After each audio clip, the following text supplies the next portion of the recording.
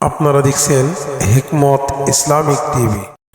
এক নম্বরে, যদি কেউ টাকা খেতে চান, আমার বয়ানে যে হেদায়েত তা তো না। যদি কেউ প্রার্থী থেকে টাকা খেতেই চান, যে আপনি হুজুরের কোনো তাবিজে ফিরবেন না, তাহলে আপনি বেশি খাবেন, জেনে শুনে খাচ্ছেন। নাম্বার দুই, ওয়াদা করবেন যেই চোরারা টাকা দিবে ওদেরকে ভোট দিবেন না। আবার আলেমরাও যে যদি লোভে পড়ে যায় তারাও উল্টা পাল্টা হয়ে যাবে। এই লোভ তিন প্রকার। দুনিয়ার লোভ কত প্রকার? হুব্বে যা, হুব্বে মাল, হুব্বে নিসওয়ান। সম্মানের, চেয়ারের লোভ, ক্ষমতার লোভ। আর একটা হলো টাকা পয়সার লোভ, আর একটা হলো যৌবনের লোভ। লা তাআতা লি মাখলুকিন ফি মাসিয়াতিল খালিক। আল্লাহকে অসন্তুষ্ট করে ভিন্ন কারো হুকুম মানা পরিপূর্ণ হারাম। আয়াত হাদিসের তরজমা শেষ।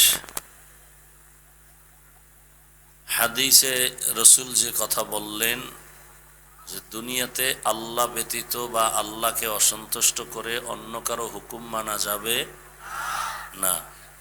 এখানে কয়েকটা কথা, আল্লাহর হুকুমকে অমান্য করে অন্যের হুকুম যারা মানে, এই লোকগুলো কারা, এদেরকে আমাদের চিহ্নিত করতে হবে। দ্বিতীয়ত, অন্যের হুকুম মানে সে অন্য লোকগুলো কারা, যাদের হুকুম মানে আল্লাহকে বাদ দিয়া, এটাও আমাদের বুঝতে হবে। তৃতীয়ত, আল্লাহকে অসন্তুষ্ট করা যাবে না, তার কারণ কি? সংক্ষেপ কথা, দুনিয়াতে যারা আল্লাহকে অসন্তুষ্ট করে অন্যের হুকুমকে প্রাধান্য দেয়, এই লোকগুলোকে এক কথায় বলা যায় এরা দুনিয়া লোভী, স্বার্থপর। দুনিয়া লোভী, স্বার্থপর।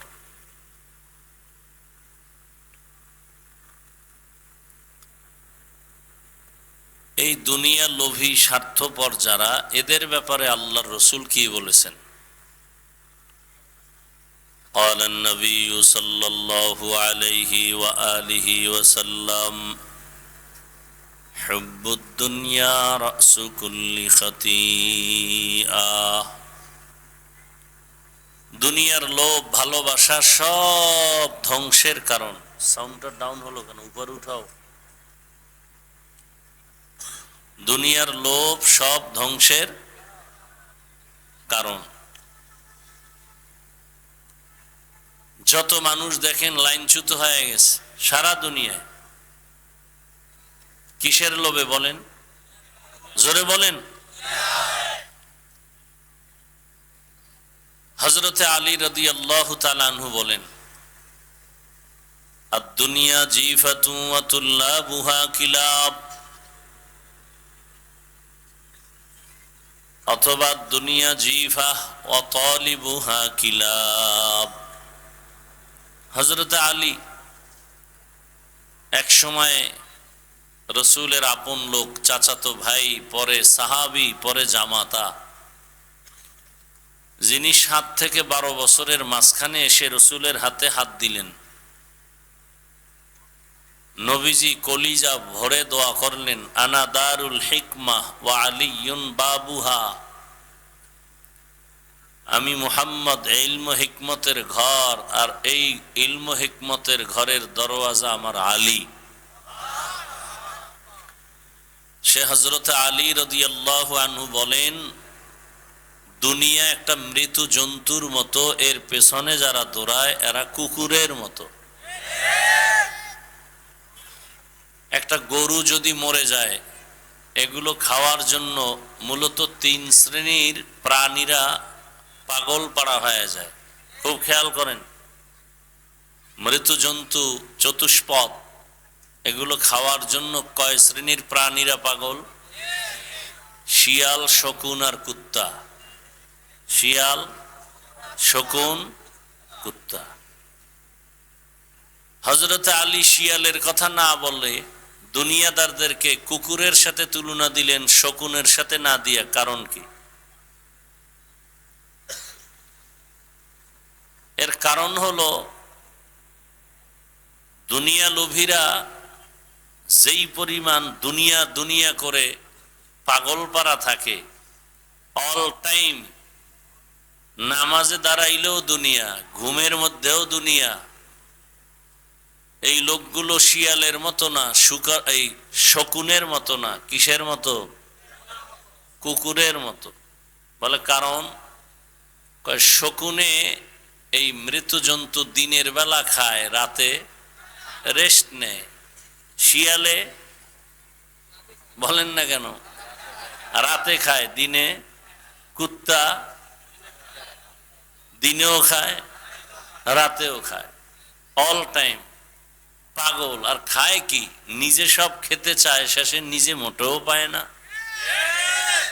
এই দুনিয়া দুনিয়া দুনিয়া যারা করে এরা দিনেও খায় রাত্রেও খায়, ঘুমের মধ্যেও দুনিয়া, হাঁটতে চলতে সর্ব অবস্থায় দুনিয়া। শেষ পর্যন্ত এই দুনিয়া দুনিয়া কইরা ওর ডানে বামের বন্ধুরা সব খায়, ও নিজে কিছুই পায় না। কি 10 তলা বিল্ডিং ওয়ালা বিল্ডিংই কামাই করলো বানাইয়া, এখন কলাপাতা বিছায় জঙ্গলে ঘুমায় কেন? হারামে কি নাই? আরাম নাই। তাহলে দুনিয়া লোভীরাই আখেরাতের বিরুদ্ধে, ইসলামের বিরুদ্ধে, আল্লাহ রসুলের বিরুদ্ধে, কোরআনের বিরুদ্ধে অবস্থান নেয়। দুনিয়া লোভীরাই আহলে হকের বিরুদ্ধে চলে যায়, আলেমদের বিরুদ্ধে যায়। আবার আলেমরাও যে যদি লোভে পড়ে যায়, তারাও উল্টা পাল্টা হয়ে যাবে। এই লোভ 3 প্রকার। দুনিয়ার লোভ কত প্রকার? হুব্বে যা, হুব্বে মাল, হুব্বে নিসওয়ান। সম্মানের, চেয়ারের লোভ, ক্ষমতার লোভ। আর একটা হলো টাকা পয়সার লোভ, আর একটা হলো যৌবনের লোভ। ফেরাউন ফকির থেকে ধনী, ক্ষমতার চেয়ারে বসে বলল আমি নিজেই তো খোদা। শুধু খোদা না, আনা রব্বুকুমুল আলা, আমি সব থেকে বড় খোদা। কিসের লোভ?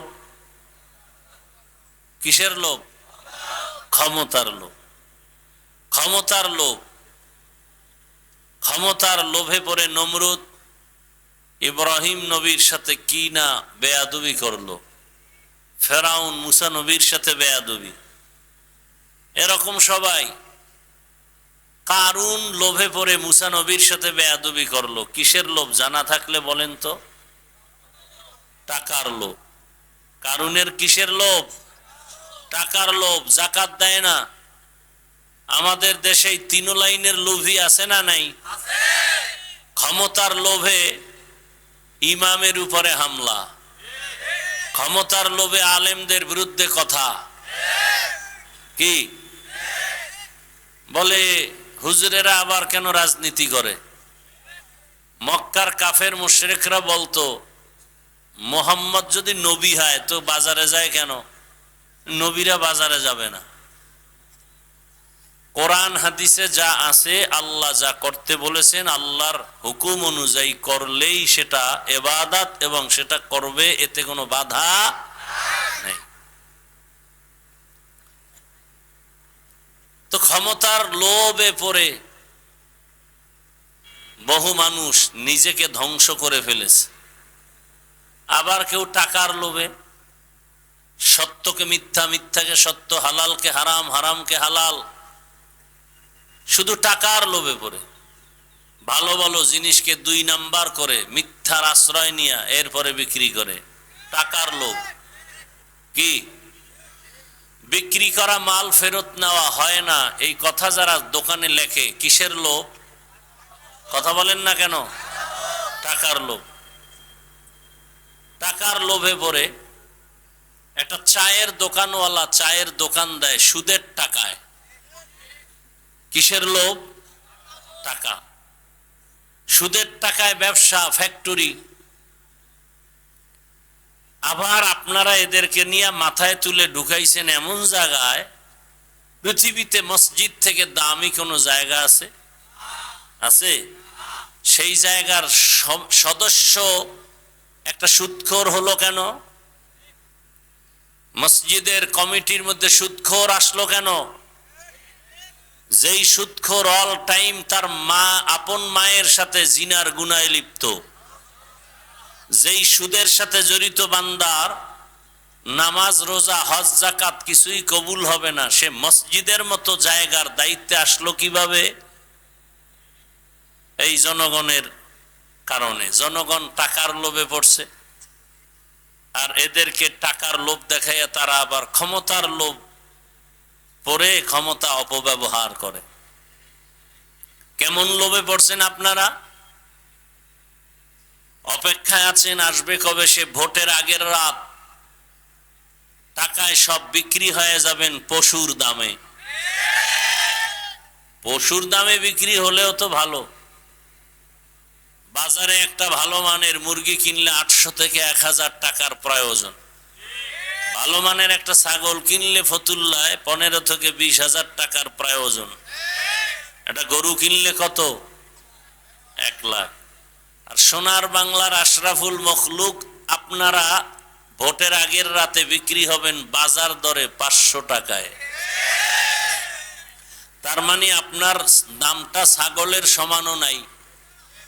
কি বুঝলাম? যে আপনি ছাগলের থেকেও খারাপ, আপনি গরুর থেকেও খারাপ, আপনি শূকর থেকেও খারাপ, আপনি কুকুর থেকেও খারাপ। আপনি মানুষ না অমানুষ। আপনি কি? অমানুষ। যেই চোরারা শ্বশুর বাড়ির থেকে যৌতুক খায়, ওরা আজীবন বউয়ের গোলাম হয়ে থাকে, কথা বলতে পারে না।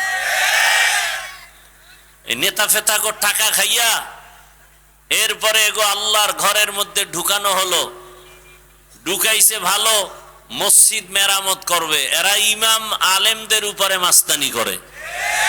আর আপনারা তাকায় তাকায় মজা নেন না। এটা অমানুষের কাজ, মানুষের কাজ না। মানুষ কখনো টাকায় বিক্রি হয় না, টাকায় বিক্রি হয় পশু আর অমানুষ। আপনি ভোট দিবেন ভালো কথা, যাকে মনে চায় দিবেন হিসাব করে, সেখানে টাকা নিবেন কেন? আপনাকে ভোট দিতে বলে কেন? ভোট দেওয়ার প্রয়োজন কি আপনার? এই হারাম খুরি করে ভোট দিয়া লাভ কি? কিছুদিন পরে আবার দেখেন না মাইয়ার উপরে হামলা, চিল্লা চিল্লি করে, গাইবি আওয়াজ আসতেছে 500 টাকায় সব কিনে ফেলেছি, চিল্লাও কেন?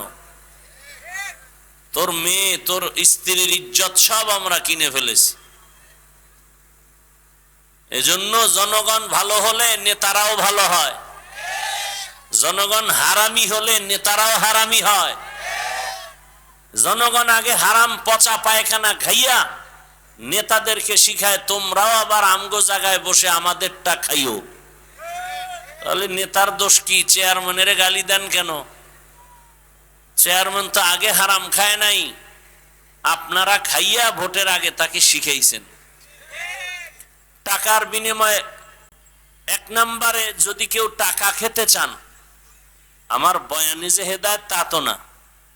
যদি কেউ প্রার্থী থেকে টাকা খেতেই চান, যে আপনি হুজুরের কোনো তাবিজে ফিরবেন না, তাহলে আপনি বেশি খাবেন, জেনে শুনে খাচ্ছেন। নাম্বার 2, ওয়াদা করবেন যেই চোরারা টাকা দিবে ওদেরকে ভোট দিবেন না। পারবেন? পারবেন? ওরা 2 নাম্বার, 1 নাম্বার নয়। আমাদের কাছে দোয়া চায় 13 প্রার্থী, এমপি হবে কয়জন? 13 জনে দোয়া চাইতেছে, 13 জন এমপি হবে? হ্যাঁ, কি দোয়া করবো? আল্লাহ যার দ্বারা দেশের উপকার হবে, জাতির কল্যাণ হবে, ইসলামের উপকার হবে, তাকে বিজয় করো। এর থেকে আর ভালো দোয়া আছে? কিন্তু ইসলামের নাম নিয়ে যেন কেউ ভণ্ডামি করার সুযোগ না পায়। বিবেক দিয়া কাজ করবেন। 2 নাম্বার লোকেরে দিবেন না। 2 নাম্বার কারা? দুনিয়া লোভী যারা, দুনিয়া লোভী যারা। আল্লাহ হেদায়াত দান করুন। তাহলে এই দুনিয়া লোভীরা আল্লাহর হুকুম অমান্য করে দুনিয়াতে অন্যের হুকুম মানে, নেতার হুকুম, মা বাবার হুকুম। এক কথায় আল্লাহকে বেজার করা যাবে না। প্রশ্ন হলো বেজার করা যাবে না কেন? বলে দুনিয়াতে আল্লাহকে বেজার করে কাকে খুশি করবা? যাকে করবা সে স্বার্থপর, চান্দাবাজ আর ধান্দাবাজ। একমাত্র নিঃস্বার্থ আমাদেরকে ভালোবাসেন আমার আল্লাহ। আমার আল্লাহ আমাদেরকে যা দিয়েছেন দুনিয়াতে কেউ দেয় নাই। দুনিয়া দেয় দেয় দেয় বলেও দেয় না, আর যতটুকু দেয় তা খোঁটা দিয়া ধ্বংস করে দেয়। আর আমার আল্লাহ দেওয়ার দরজা অল টাইম খুলে রাখছেন, অল টাইম। রাতের গভীরে তুমি আল্লাহকে ডাকবা, আল্লাহ বলেন লাব্বাইকা ইয়া আবদি। এক সেকেন্ডের জন্য দরওয়াজা বন্ধ নাই। সমুদ্রের মাঝে গিয়া যদি ডাক দাও ইয়া রব, আমার আল্লাহ সেখানেও জবাব দিবেন লাব্বাইকা ইয়া আবদি। আমার আল্লাহকে মহিলারাও ডাকলে জবাব দিবেন, পুরুষেরাও ডাকবে জবাব। এমনকি কোন বিধর্মীয় যদি আল্লাহকে ডাকেন আল্লাহ জবাব দেন। এক আল্লাহর বান্দা মূর্তি পূজা করে, একটা মূর্তি সামনে নিয়ে সানাম সানাম সানাম বলে জিকির করে। হঠাৎ তার অজান্তে জবান থেকে সানাম শব্দ বের হওয়ার পরিবর্তে বের হয়ে গেল সমাদ, আল্লাহুস সামাদ। এত বছর যে সনম সনম বলে ডাকছে কোনো আওয়াজ নাই, আজ সমাদ শব্দ যখন বের হয়ে গেল সাথে সাথে গাইবি আওয়াজ লাব্বাইকা ইয়া আবদি। আল্লাহর বান্দা বলেন এত বছর আমি সনম সনম বলে ডাকলাম কোনো জবাব নাই, আজ আমার জবান থেকে সমাদ শব্দ বের হলো, জবাব আসলো কে আপনি? আবার জবাব আসলো আনা রব্বুক, আমি তোমার রব। আমি অপেক্ষায় ছিলাম কখন তুমি আমাকে রব বলে ডাকবা, আল্লাহ বলে ডাকবা, আমার দরজায় ফিরে আসবা। কারণ তোমাকে কথা বলার শক্তি তোমার মা বাবা কেউ দেয় নাই, আমি আল্লাহ তোমাকে কথা বলার শক্তি দিলাম। দুনিয়াতে আমি আল্লাহ তোমাকে যখন পাঠিয়েছি তুমি দাঁড়াইতেও পারো না, কথা বলতেও পারো না। তুমি দুনিয়াতে আসার পরে তোমার একটাই পুঁজি কান্নার আওয়াজ, আর তোমার কান্নার আওয়াজ দিয়া কখন কি তোমার প্রয়োজন, এই প্রয়োজনটা তোমার বাবাও বুঝে না, একমাত্র তোমার মা বুঝে বুঝে সব আয়োজন করেছে। তুমি কান্না করেছো, বুঝাইতে চেয়েছো তোমার বড় ক্ষুধা লাগছে, মা তোমার কান্নার ভাষা বুঝে খানার আয়োজন করেছেন।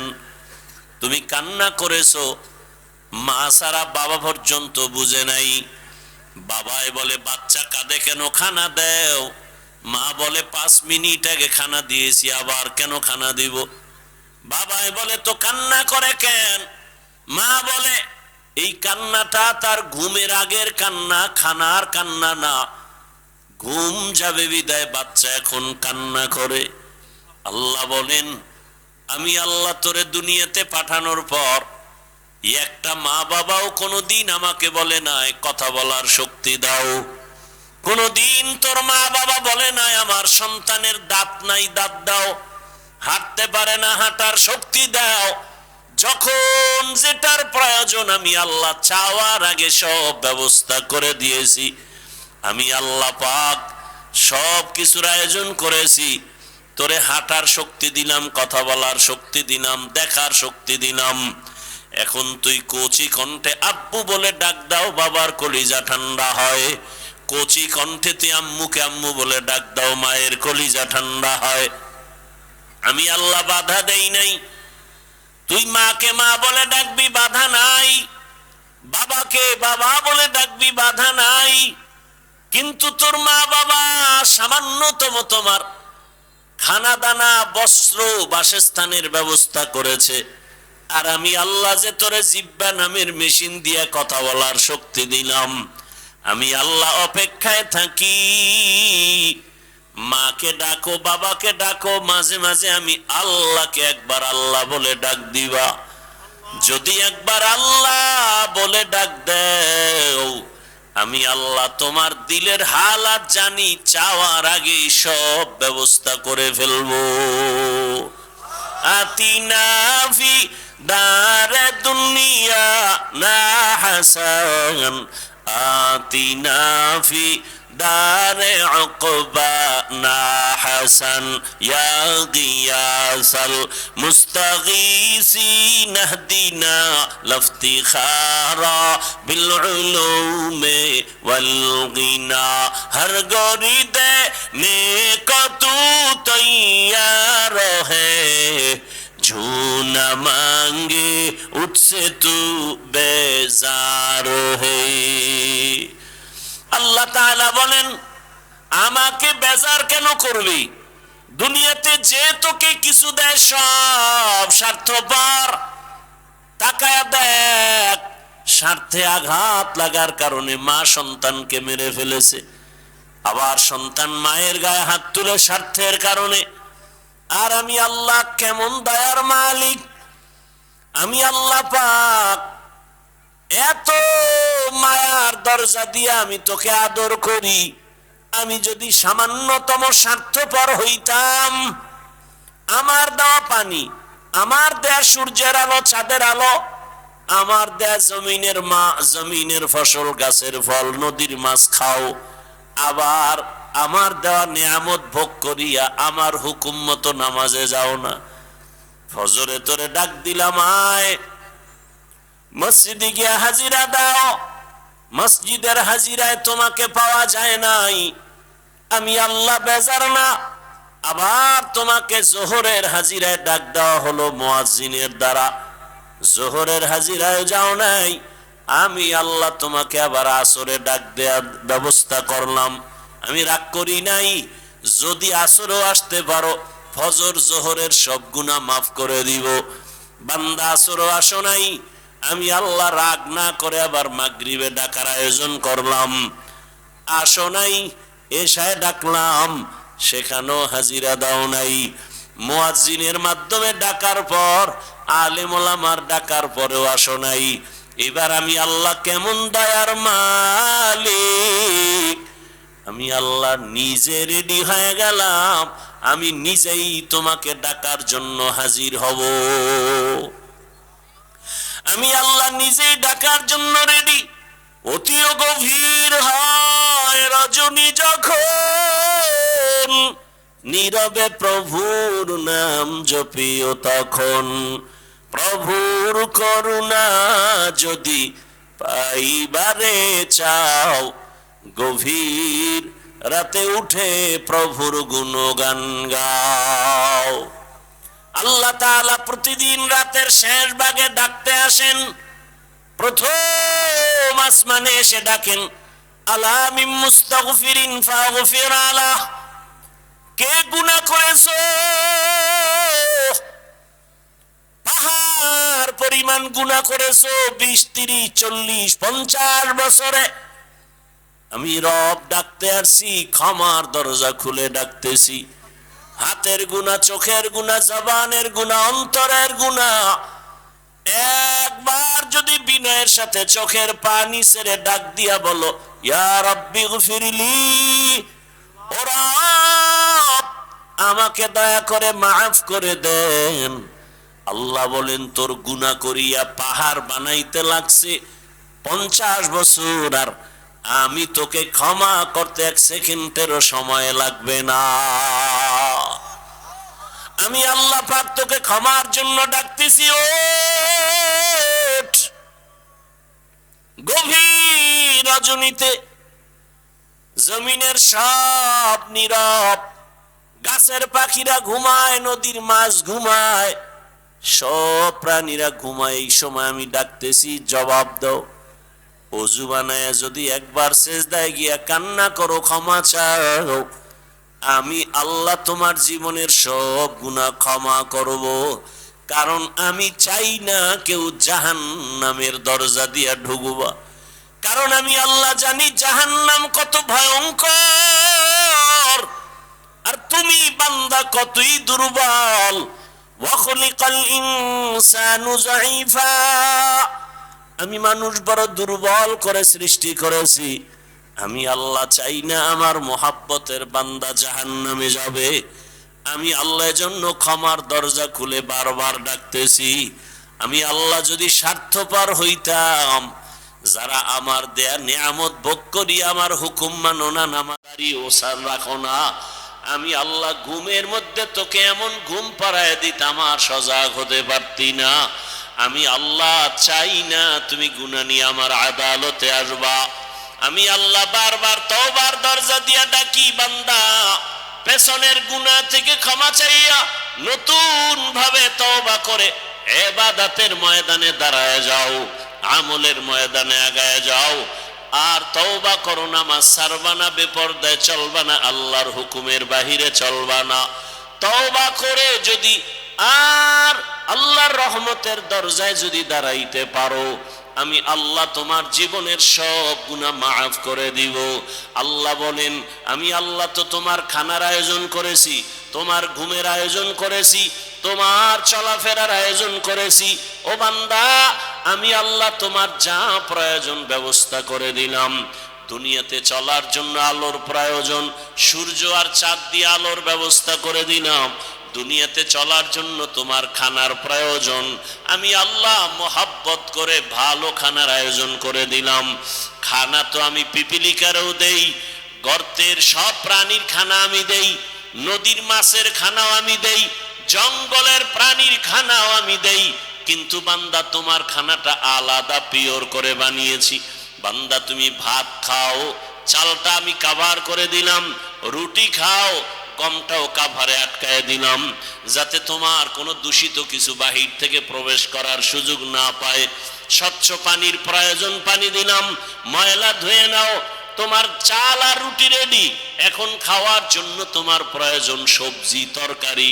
আমি আল্লাহ কুদরতের দ্বারা তরকারির আয়োজন করে দিলাম, তরকারিও রেডি, পাকানোর জন্য মশলা দরকার। আমি আল্লাহ কুদরতের দ্বারা তোমার মশলারও ব্যবস্থা করলাম। পেঁয়াজ রসুন সব নিয়ামত আল্লাহ দান করেছেন, কোন দুনিয়াওয়ালারা দান করে নাই। আল্লাহ বলেন, বান্দা তোমার শরীরকে তাজা রাখার জন্য সব ব্যবস্থা করলাম। তরকারি ভালো লাগে না, মাছ খাবা, মাছ কত ধরনের মাছ দিয়ে দিলাম, খাও। কাবারে আটকায় দিলাম যেন ময়লা তোমার ভেতরে না যায়। গোশত খাইবা, হাজারো ধরনের হালাল পন্থায় গোশতের আয়োজন করলাম। এত কিছু দিয়া আমি আল্লাহ তোমার থেকে কোনো টাকা চাই না, পয়সা চাই না। আমি চাই তুমি ব্যবসা করো, তুমি চাকরি করো, লেখাপড়া করো, সবগুলোকে তুমি ইবাদত বানায় করো। নবীর তরিকায় যদি করতে পারো, তোমার ব্যবসাটাও ইবাদত হবে। নবীর আদর্শ মেনে যদি ঘুমাইতে পারো, ঘুমটাও ইবাদত হবে। নবীজির আদর্শ মেনে যদি খানা খাও, ইবাদতে পরিণত হয়ে যাবে। নবীজির আদর্শ মেনে তুমি চাকরি করো, ইবাদত হয়ে যাবে। আর আমি আল্লাহ ইবাদত করনেওয়ালাকে বিনা হিসাবে জান্নাত দিয়ে দিব। ইবাদত অনেকে মনে করে তসবিহ নাও, পাগড়ি লাগাও, মসজিদে গিয়া জিকির আজকার করো, তেলাওয়াত করো, নামাজ পড়ো, ইবাদত শেষ না। দুনিয়াতে তুমি যখন যা করবা সবগুলো রসুলের আদর্শ মতো করো, সব ইবাদত। আল্লাহ পাক সে নিয়ম পদ্ধতি কোরআনে রসুলের মাধ্যমে হাদিসে দিয়েছেন। পরিবার কেমনে চালাইবা, নবীজি নিজে প্র্যাকটিক্যাল দেখায় গেছেন, থিওরিক্যাল পদ্ধতিও কোরআন হাদিসে দিয়েছেন। পরিবার, সমাজ, রাষ্ট্র, সব বিষয় ইসলামের দিক নির্দেশনা আছে না নাই? আছে। মাইনা নবীর আদর্শ মতো চললেই সব কিছু তার ইবাদতে পরিণত হয়ে যাবে। আল্লাহ আমাদের বুঝার, আমল করার তৌফিক দান করেন। আরো আস্তে করে বলি, বিশাল আয়োজন, ইমাম সমাজ এই আয়োজন করেন প্রতি বছর। আল্লাহ তাদের এই আয়োজনে বরকত দান করেন। সারা দেশে খেদমতের জন্য কবুল করেন। শেষ দোয়া করে এরপরে আপনারা যাবেন, এর আগে যাবেন না। তো এর মধ্যে আপনাদের কাছে রুমাল বা ব্যাগ নিয়ে যাবে এই খেদমতের জন্য। আপনারা বিসমিল্লাহ বলে পকেটে হাত দিয়া 1000, 500, 100 যা পারি দান করলে হায়াত বাড়ে, মুসিবত দূর হয়, দান করলে রিজিক